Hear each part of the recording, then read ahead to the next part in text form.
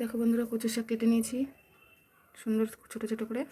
আজকে রান্না হবে কচুর শাক। চলো দেখি কিভাবে কচুর শাকটা রান্না করি। কড়াইতে জল বসিয়ে দিয়ে দিয়েছি, গরম হয়ে গেছে।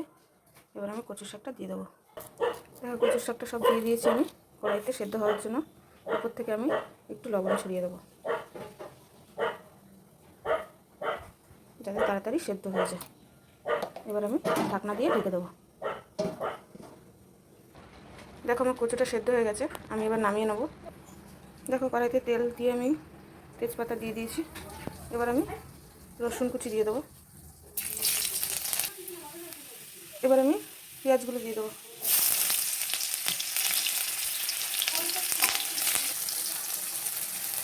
কাঁচা লঙ্কা দিয়ে দিলাম দুটো। দিয়ে দেবো পরিমাণ মতো লবণ।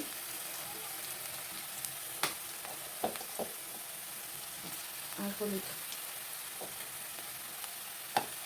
এবার আমি কচু শাকটা দিয়ে দেবো।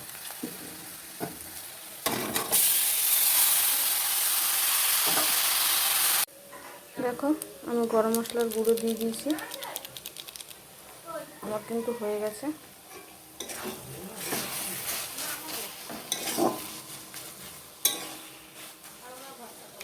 এইভাবে তোমরা রান্না করো, রান্না করে খাও আর আমাকে কমেন্ট করে জানাও। রাধে রাধে বন্ধুরা, দেখা হচ্ছে নেক্সট ভিডিওতে।